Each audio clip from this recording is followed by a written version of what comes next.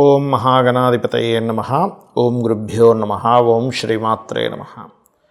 అరుణాం కరుణాతరంగితాక్షీం ధృతపాశాంకుశపుష్పబాణచాపాం అనిమాదివిరావృతాం మయూకైః అహమిత్యేవ విభావయే భవానీం. శ్రీమాత్రే నమః.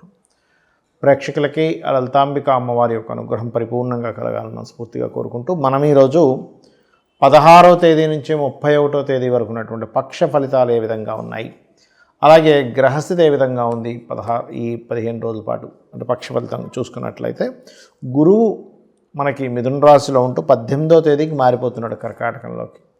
అలాగే శుక్రుడు 17వ తేదీ శుక్రుడు చూసుకున్నట్లయితే అక్కడే ఉంటున్నాడు కన్యారాశిలోనే. రవి మాత్రం 17వ తేదీకి కన్యారాశి నుంచి తులారాశిలోకి మారుతున్నాడు. మరియు తులారాశిలో కుజుడు బుధుడు ఇద్దరు ఉన్నారు. ఆ కుజుడు బుధుడు కూడా కుజుడు 27వ తేదీకి, బుధుడు 24వ తేదీకి వృశ్చిక రాశిలోకి మారిపోతున్నారు. అదేవిధంగా సింహంలో కేతువు చంద్రుడు, ఆ యొక్క చంద్రుడు 15 రోజుల పాటు మనకి 6 రాశులు మారుతాడు. మరియు అదేవిధంగా మీనంలో ఉండేటువంటి శని, కుంభంలో రాహు యొక్క సంచారం జరుగుతుంది.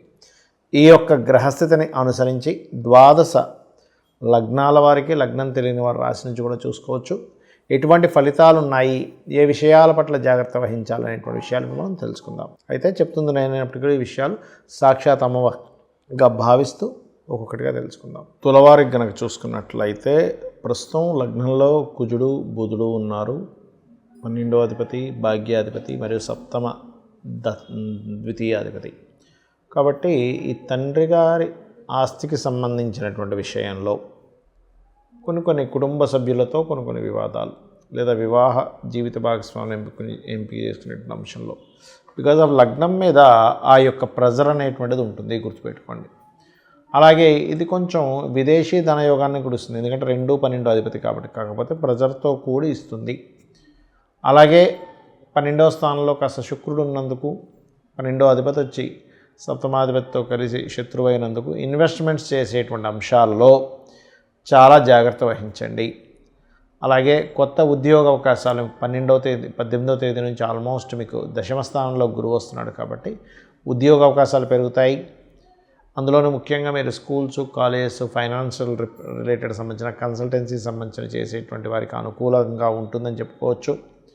కాకపోతే కొన్ని నిర్ణయాలు తీసుకునేటువంటి అంశంలో పంచమంలో రాహు ఉన్నందుకు కొన్ని ఇమాజినేషన్స్ ఇలాంటివి కొన్ని ఉంటుంటాయి. కాకపోతే మీ యొక్క సంతానాన్ని విదేశాలకు పంపించాలని చేసేటువంటి ప్రయత్నం ఏదైతే ఉందో అది ఖచ్చితంగా సఫలీకృతం అవుతుంది, అందులో ఎటువంటి సందేహం లేదు. మీకు ఫైనాన్షియల్గా బాగుండడానికి ఎక్కువగా లక్ష్మీ నరసింహస్వామి యొక్క ఆరాధన చేయండి. కాకపోతే పంచమ స్థానంలో రాహు ఉన్నాడు కాబట్టి ఎట్టి పరిస్థితుల్లో మీరు రాంగ్ డెసిషన్స్ తీసుకోకుండా ఉండడానికి ఓం దుమ్ దుర్గాయ నమః అనే మంత్ర సాధన చేయండి. అయితే ఈ లగ్నంలో ఎప్పుడైనా ఇలాగా 2 వ్యతిరేక సంబంధించిన ఎనర్జీస్ ఉండేటువంటి గ్రహాలు ఉన్నప్పుడు ఏమవుతుంటుందంటే కొంచెం తెలియని స్ట్రెస్ అంటారు చూసారు, అబ్బా ఒళ్ళంతా ఓ రకంగా ఉందండి, చిరాకుగా ఉందండి అంటారు, అటువంటి ఇది క్రియేట్ అవుతుంటుంది. అలాంటప్పుడు ప్రాణాయామంతో, అంటే ఇప్పుడు లలిత సహస్రనామాలు కావచ్చు, విష్ణు సహస్రనామాలు, మీరు ఎవరినైతే ఆ యొక్క పరమాత్మ స్వరూపాన్ని మీరు ప్రార్థిస్తూ ఉంటారో ఆ యొక్క నామాలతో ప్రాణాయామం చేయండి, చాలా మటుకు రిలీఫ్ వస్తుంది. అదేవిధంగా అభిషేకం ఎక్కువగా చేయండి. మీకు దగ్గరలో శివాలయాలు ఉన్నా, లేనట్లయితే మీ ఇంట్లో శివలింగం ఉన్నా, లేదంటే మేము విష్ణు సంబంధించిన ఎక్కువ చేస్తుంటాం అన్నప్పుడు విష్ణుమూర్తి విగ్రహం పెట్టుకొని కూడా మీరు అభిషేకం కనుక చేసినట్లయితే ఈ లగ్నంలో ఉండేటువంటి కుజ బుధ యొక్క ప్రభావం ఏదైతే ఉంటుందో దాని ప్రభావం పూర్తిగా తగ్గడం వల్ల స్ట్రెస్ ఫ్రీ అవ్వడం జరుగుతుంది.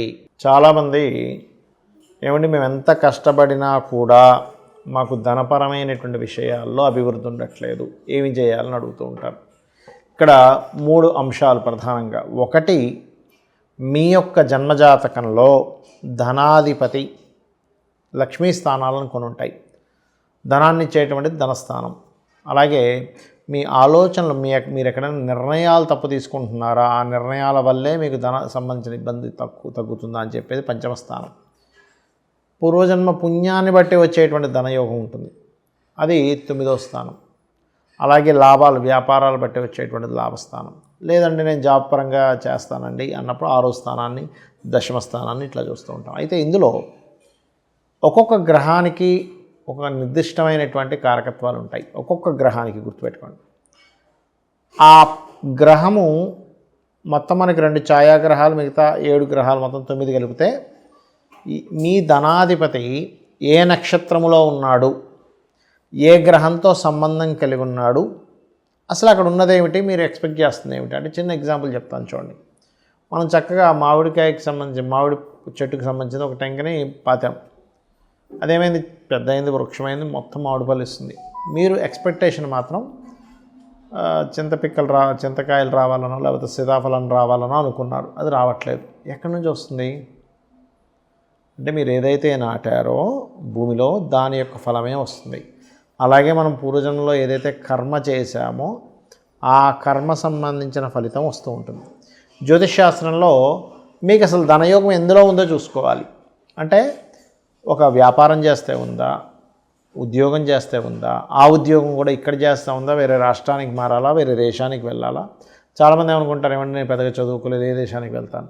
కొన్ని వృత్తులకి, కొన్ని టాలెంట్స్కి చదువుతో సంబంధం అనేటువంటిది ఉండదు. ఇది ముఖ్యంగా గుర్తుపెట్టుకోవాలి.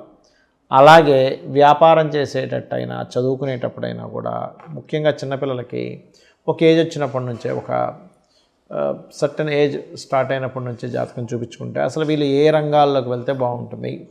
ఆ పిల్లవాడికి ఇంజనీరింగ్లో ఉంటుంది, పాపం తల్లిదండ్రులు వీళ్ళు డాక్టర్ చదివిసి వీళ్ళ లైఫ్ బాగుంటుందేమో అనుకుంటే దాని మీద ఇంట్రెస్ట్ ఉండక సరిగ్గా అది నడవక ఎందుకు చదివేంటారు ఎంబీబీఎస్ అన్నట్టుగా ఉంటుంది. ఇంకొంతమందికి ఫ్యాషన్ దాని మీద ఉంటే వాళ్ళు వెళ్ళి ఇంకో డాక్టర్ చదువుతూ ఉంటారు. అట్లా ఏంటంటే అసలు మొట్టమొదటిగా మన జన్మజాతకంలో అసలు ఏ యోగం ఉంది, అందరికీ కూడా ఆర్థికమైనటువంటి ఇబ్బందులే 90% ఉంటాయి. మిగతా అంతా కూడా ఏంటి, ఆరోగ్యం అనుకోండి, మిగతా మ్యారిటల్ ఇష్యూస్ అనుకోండి, ఇవన్నీ దట్ ఈస్ డిఫరెంట్ థింగ్. కానీ ఆర్థికంగా స్థిరపడితే ప్రతి ఒక్కరూ ఆనందంగా ఉంటారు. కాబట్టి మీ అందరికీ కూడా నేను చెప్పేది ఒకటే, మీరు ఎంత ఇబ్బంది పడుతున్నా అమ్మవారి నామం ఒకటి ఉంది, అది కనుక మీరు స్మరించుకోగలిగితే భక్తి శ్రద్ధ భావనతో నిత్యము రోజు చేస్తూ ఎక్కడా కూడా టైం తప్పకుండా, ఎందుకంటే ఉదయం పూటే చేయండి. చాలామంది ఏంటంటే ఏమంటే సాయంత్రం చేసుకోవచ్చా, ఉదయం మిస్ అయితే అంటే చేయొచ్చు, చేయకూడదని కాదు. కానీ ఏమవుతుంటుందంటే ప్రాక్టికల్గా నేను చూసినప్పుడు కొంతమందికి నాన్ వెజిటేరియనో లేకపోతే ఇంకోటితో అలవాటు ఉంటుంది.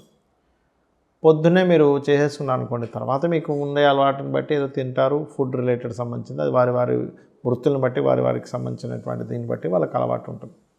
ఇక్కడ ఏమవుతుంది, మధ్యాహ్నం ఏదో నాన్ వెజిటేరియన్ తిన్నారు, అమ్మో ఇవాళ సాయంత్రం నేను చేయకూడదు కదా, అమ్మవారిది కదా అని పెండింగ్ పెడతాం. ఈ కంటిన్యూటీ అనేటువంటిది మన ఆహారపు అలవాట్ల మూలంగా ఎక్కడో అది ఆగుతూ ఉంటుంది. అలాగే మరొక విషయం ఏంటంటే చాలామంది 108 సార్లు చేయడం, ఒక మాల తిప్పడం చేస్తారు. అలా చేయకండి. ఒక 45 నిమిషాలు లేదా అరగంట సేపు నేను చెప్పబోయే మంత్రాన్ని చేయండి. ఖచ్చితంగా మీకు ఫైనాన్షియల్గా బాగుంటుంది, అప్పులున్నా కూడా క్లియర్ అవుతాయి. ఆ రెండో ఏంటో కూడా చెప్తాను. ఒకటి, ఓం ధర్మాధ్యక్ష ధనాధ్యక్ష ధనధాన్య వివర్ధినియే నమః. ఇది మీరు పలికేటప్పుడు ఆ భావన కనెక్ట్ అవ్వాలి. ధర్మాధ్యక్ష అనగానే ఆ ధర్మాన్ని అధ్యక్షరాలు నీవేకే తల్లి. ధనాధ్యక్ష, ఈ విశ్వంలో ఉండేటువంటి ప్రతి ఏదైతే మనీ ఫామ్లో ఉందో, మనీ అనేటువంటి పవర్ ఫామ్లో ఉందో అంతటికీ అధ్యక్షరాలు నువ్వేకే తల్లి. ధనధాన్య వివర్ధిని, ధనాన్ని ధాన్యాన్ని ఇచ్చే తల్లివి నువ్వే కదా అని లలితాంబవారిని అనుకోండి. అలాగే ఓం అపర్ణాయై నమః. ఈ మంత్రము ఖచ్చితంగా మీకు అప్పుల నుంచి బయటపడేస్తుంది, అప్పుల బాధల నుంచి బయటపడగలుగుతారు. అంటే క్యాలిక్యులేషన్ అనేది స్టార్ట్ అవుతుంది, ఎలా చేయాలి, ఎలా అప్పు తీర్చుకోవాలి, నాకు ఉన్నటువంటి అప్పు ఎలాగా అనే దాని మీద మనకి అర్థమవుతూ ఉంటుంది.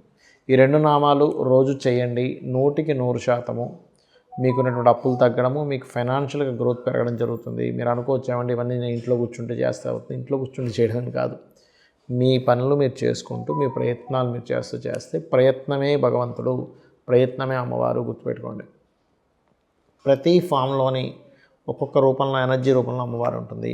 ఇది మీరు చేసి మీ అందరూ తరించాలని మనస్ఫూర్తిగా కోరుకుంటూ శ్రీమాత్రే నమః.